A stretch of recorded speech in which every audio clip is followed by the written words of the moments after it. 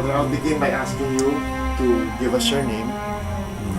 And just tell us your full name, Father. I am Jim Reuter of the Society of Jesus. Arthur Francis Kreutz. Edmundo Martinez. Francis X. Clark, John Krebs, Luigi Moggi, Arthur Andrew Baur, Miguel Anselmo Bernat. My name is Honesto. My middle name is Chavez. And last name Pagana. I'm Roque Angel Ferios Ihamias.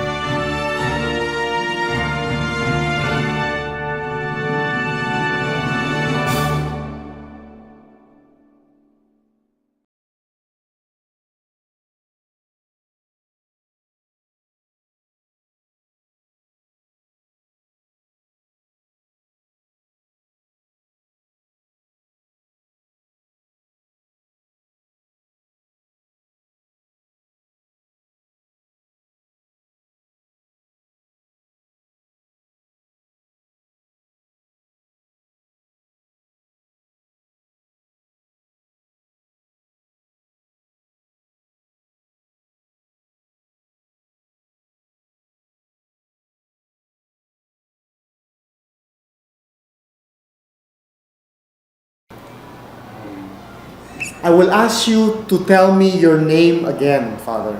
Yeah. Please say your name.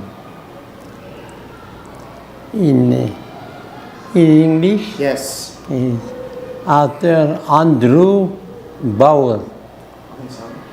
What about in Chinese? How do you say your name in Chinese?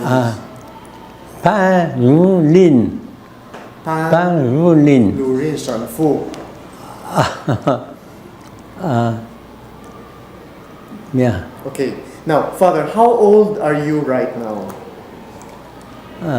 When it comes to the age, there is the Chinese way and the American or European way. The Chinese way, I am 86, and American way or foreign way, 85. I'm born on 13. Now, Father, 60 years ago, you were sent to China. On 34, I was sent to China. Did you choose to go by yourself or were you chosen? I just, as a Jesuit, I obeyed. I was ordered to go. Obedience. I never asked for missions, but I was sent by the provincial. How did you feel about going to China? I had in mind to go to Africa. Exactly, I do not know where. But when this came, this order of the provincial, you go to China, I accepted us as the voice of God. And so I said, well, we speak so much obedience, but this is the time to prove it and to obey. And so But you were very young. I was 21. I just finished my generate. That means 2 years of study of Greek, Latin, and English. Why did they choose somebody so young to go to China? The reason is the provincial want, it's the first time that they sent young people to the mission. Before, they were always fathers, 30 or 35 years old, and they had a hard time to learn Chinese, the language, difficult. So this time, the province decided to send some young people, and one of them I was one of them. Did you have a hard time learning Mandarin? Not at that age, I was 21. It was not too difficult. I had my good memory, And I learned the Chinese pretty well in 2 years. I had 2 years. How many years were you in China? I stayed 14 years in mainland China and 1 year in Taiwan. Can you share with us your happiest memory in China? My happiest memories when I was as a young scholastic, I was appointed rector of a school. Normally, a scholastic was never appointed as rector, but I was appointed and I felt honored to be appointed for 2 years. Did you have a hard time in your work as rector? It was easier with the students, no problem. Discipline, no problem. But the problem was political. It was the communists were instigating unrest in the school, and discipline was difficult. Father, you were ordained on June 7, June 7. but you put here it's the longest day. What do you mean by that? That's the same day as Father Lozo, who died last month. Yeah. We were ordained in different churches, but on the same day. Yeah. In Shanghai, Zikave. Yeah. Why do you call it the longest day? For Europeans and for Americans, this longest day is, everybody knows what it means. It's the Allied landing in Normandy.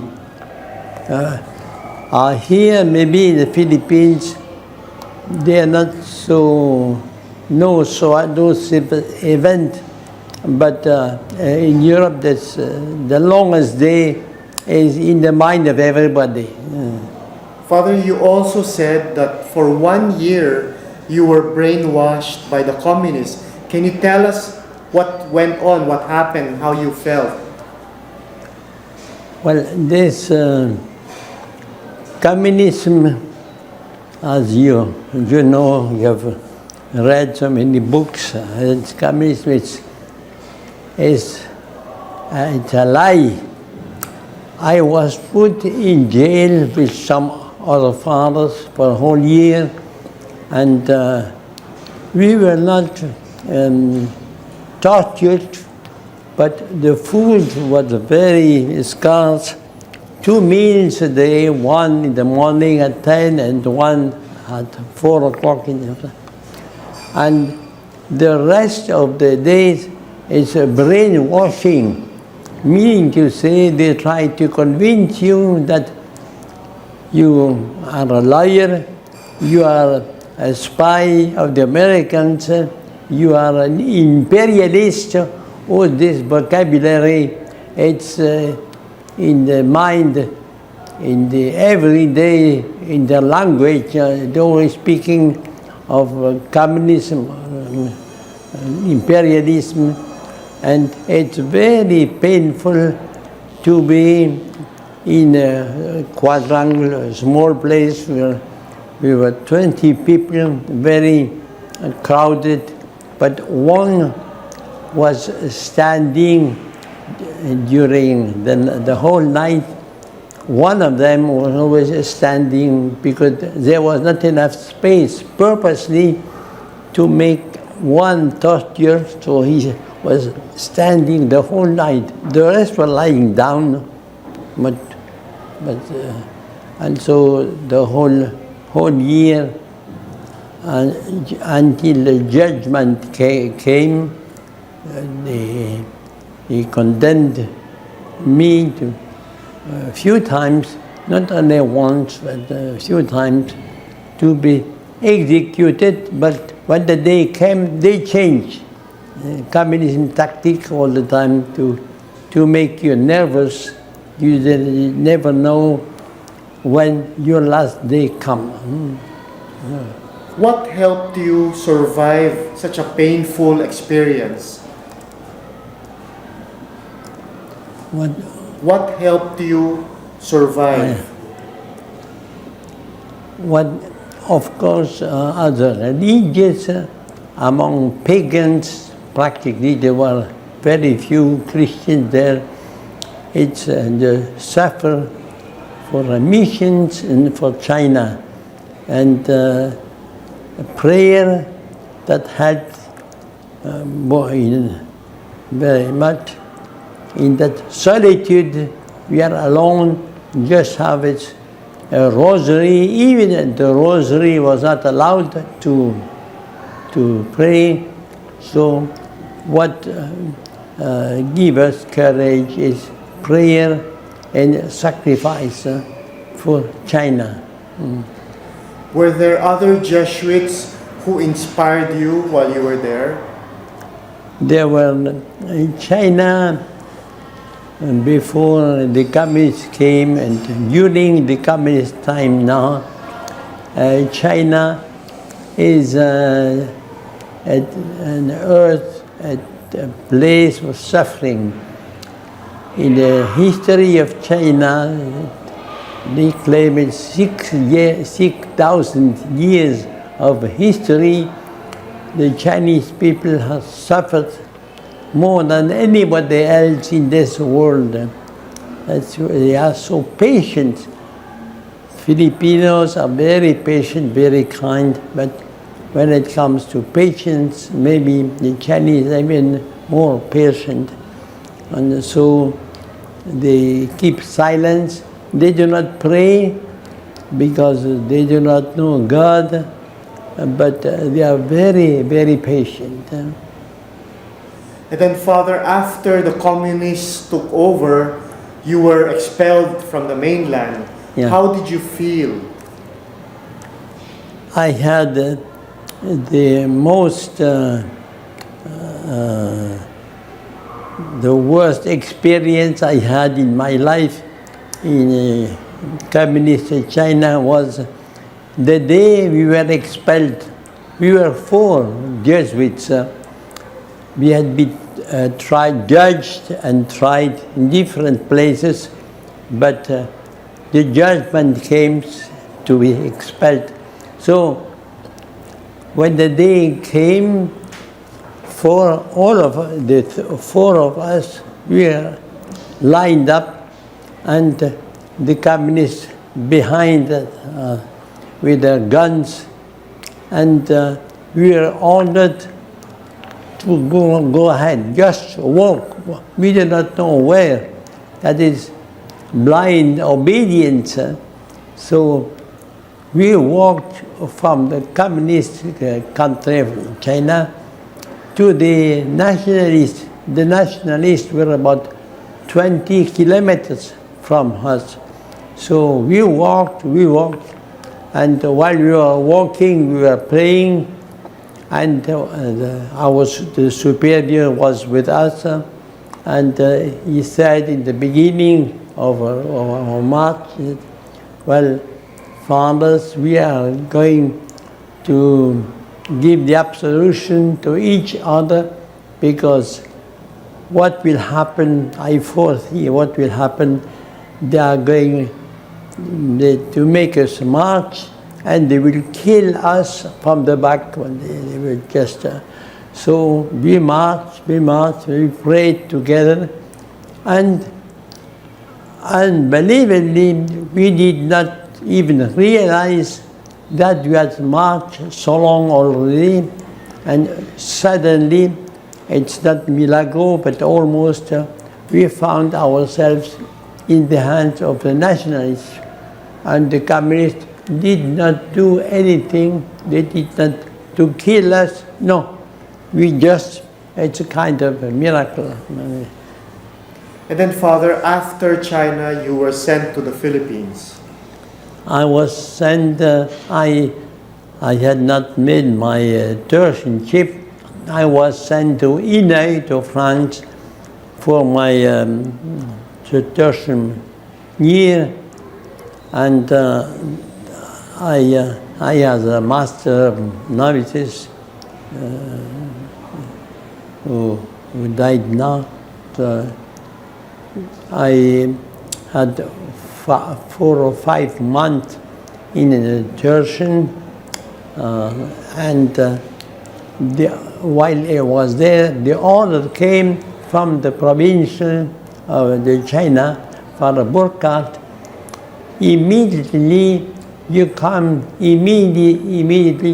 to the Philippines to be superior of Tugang Mangga, that made Arara farm.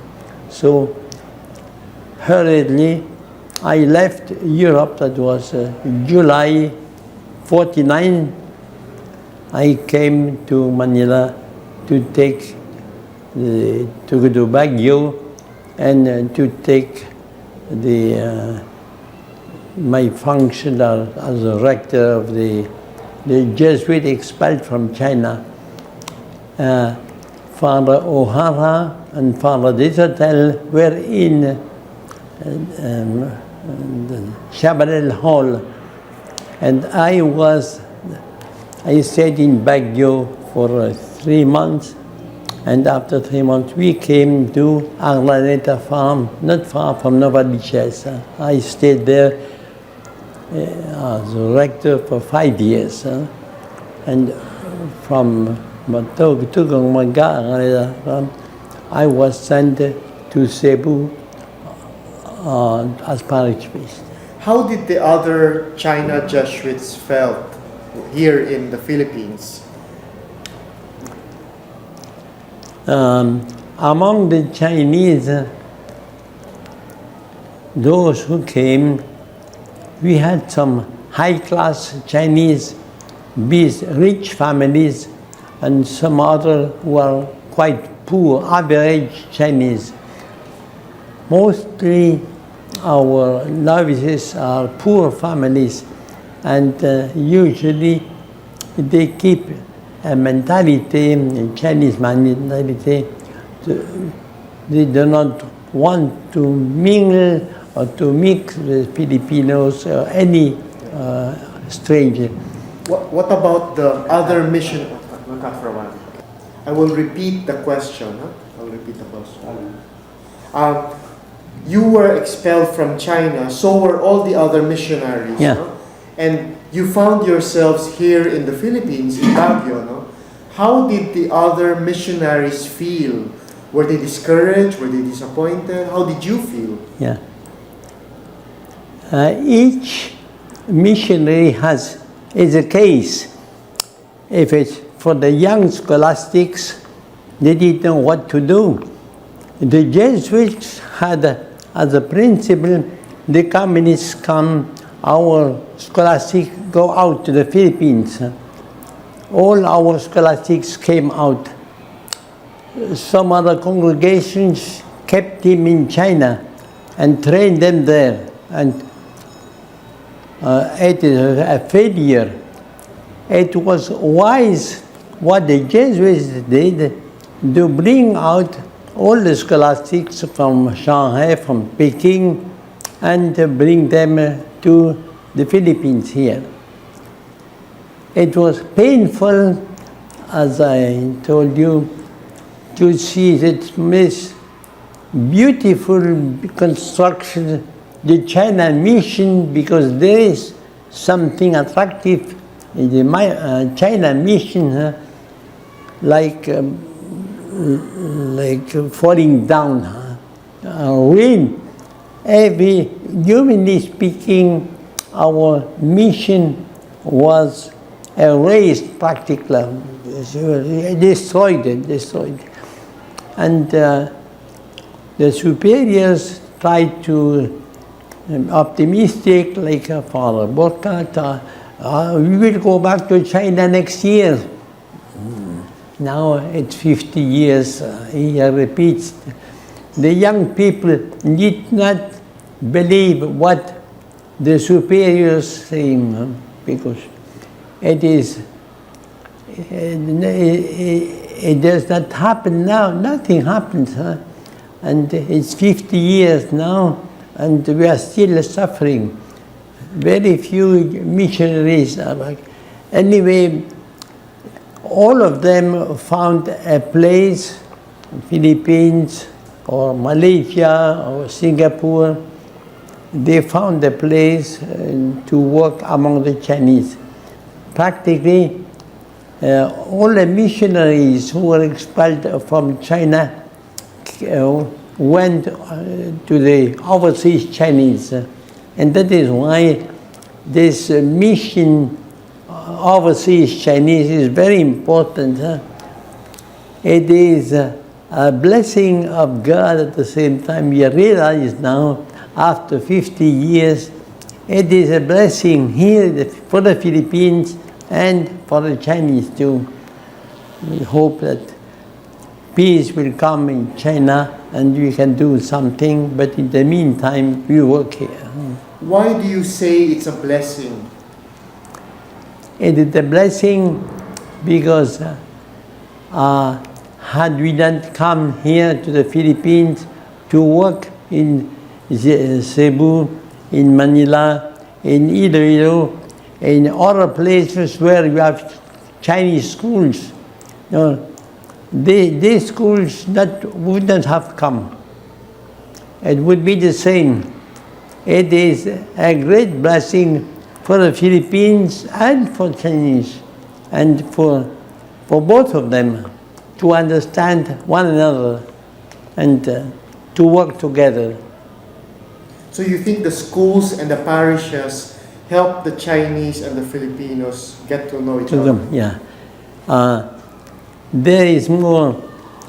When I came back from Iloilo after 20 years in Iloilo, I realized now that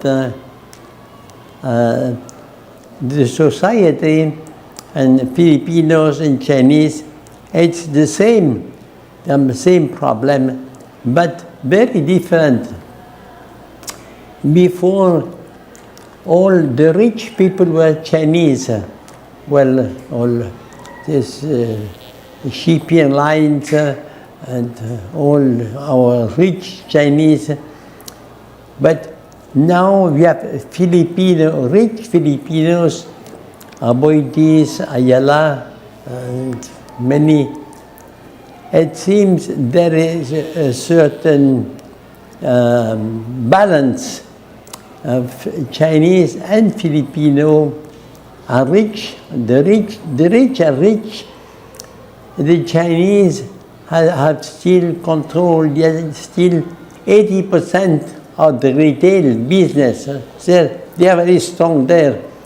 But for the rich people, it's about the same. And that is a big difference 20 years ago. Now, rich Chinese and Filipinos go together. Father, in Cebu, when you were assigned to Cebu here, Yeah. How many years ago, you built a church. Yeah. Why did you, tell us the story of why and how you decided to build the church. So when I came here, there was no church. There was a... Excuse me, Father, we'll just repeat. Okay, we will ask you to tell us the story of how and why you built a church here in Cebu. The Chinese, when I came on 56, the Chinese, they were strong in retail, in the schools, the Chinese school, Protestant school, and so our Catholics felt somehow inferior. No organization. They are good, but no lack organization. And the Cardinal Rosales, Monsignor Velasco, who was in charge of the Chinese at the time, all of them, they were eager to have an organization that will give courage to the Chinese to be a united community. And so this church, it was built because we needed it for the Chinese, and the Chinese wanted it for faith. For the Chinese community has a church now, but help a tremendous influence in the city for the Chinese and for Filipinos. They are not just a question of faith, but influence. The influence of the church, of the school. The school, it took some time to manifest its influence in the city. But the parish now, the church was built in 62, 63 already. The church was known by Filipinos and Chinese. Father, you were the parish priest of Sacred Heart Parish. Yeah. Did you have a hard time organizing the people, the parish, the community? Why don't you tell us what were the things that you were encountering before, the problems, and also the good things that were happening? Of course, you cannot help but make a certain jealousy, some of Filipinos, because the Chinese have a nice church now, we have no. That is why the Chinese, our parish, is not a Chinese anymore. It's a Catholic parish, Filipinos and Chinese, both of them. And so there too, this cohabitation, I mean, Filipinos, that is good. Father, can you describe also one of your happiest memories working here in the Philippines? What experience can you share with us, which you consider one of the most important and maybe one of the happiest experience you had here? Of course, as parish priest of, they call it a rich parish because there are many rich people going to Mass and they help the parish. Life for a parish priest is not too difficult. It's not a question of money, but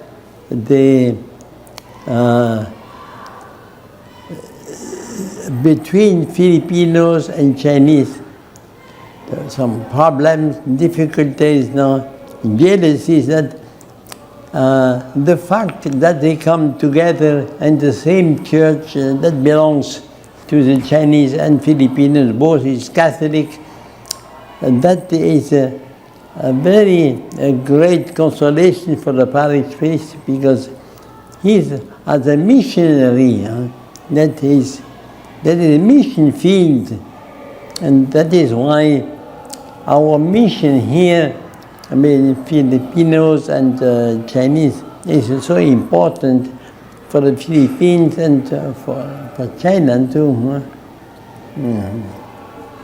Do you think the Jesuits should continue to work and minister to the Chinese community here?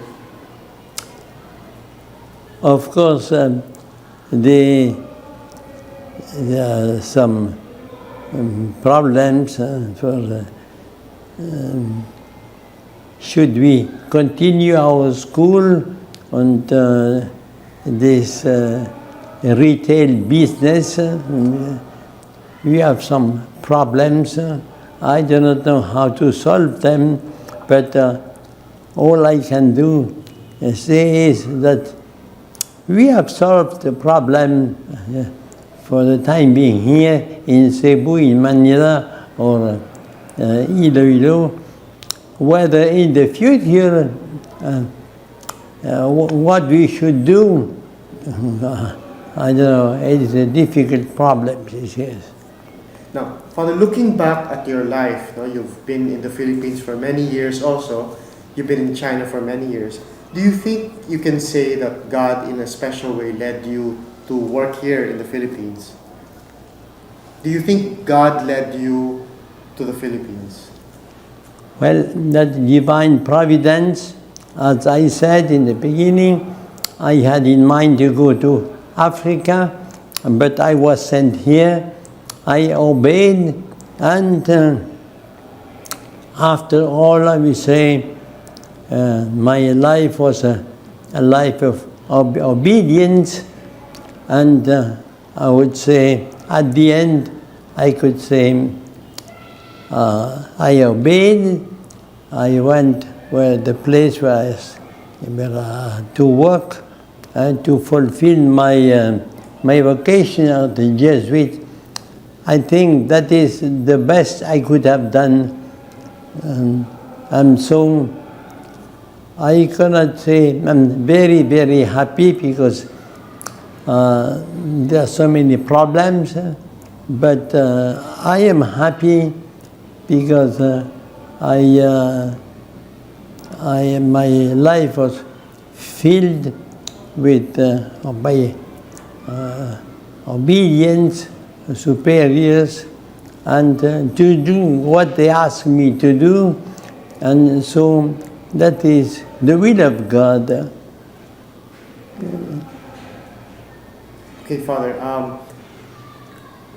what do you think are your hopes and dreams at this point for the society here in the Philippines? Father, you joined the Philippine Province. Yeah. Okay, when the delegation of the China Province was merged with the Philippine Province, you decided to stay here.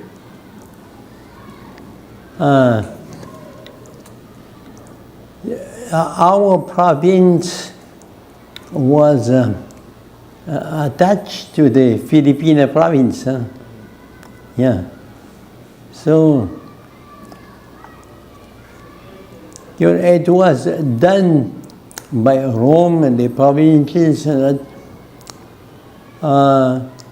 After being included in the Philippine Province, some of our father, China Mission, he said, that is a mistake. And some other says, no, it's better. So we do not know exactly what is for the good of. For the Philippine Province, I do not know what is their mentality. It's a difficult problem, but I don't know. I have no solution for that, no. Now, Father, just my last question. What are your hopes and dreams right now for the work of the society in the Philippines? What are your hopes and dreams? So I decided, I came back from Europe 7 years ago. My sister was still alive, she died last year, and my brother. So I told them when I left Europe, I am 85 now, I'm going to the Philippines and I will die there. And of course, your relatives will tell you, no, you come back, we take care of you. You know what it means. They will take care of you. They will not take care of you. How can they take care of you? They have their business. So it's, I will go to the Philippines, I will die there. I will not come back. But that's 7 years ago. So the problem is to find an occupation for yourself, not to be bored, I would say. When you're 85, you are in your room, you read the newspaper, Time magazine, whatever it is. But fortunately, I have always, especially when I was in Cebu, in Myanmar, in Iloilo, I have always been interested in confession. So now, what I do, every month, every week, I have 10 hours of confession in the church here. So I look for something to keep myself busy and useful for the parish. I go there Wednesday, Friday, Saturday, and Sunday in the afternoon to hear confessions. And that is fulfillment. That is my only hope is that I am strong enough that I can continue this confession. This is a big attraction for me, confession. Thank you very much, Father. Thank you for giving us your time.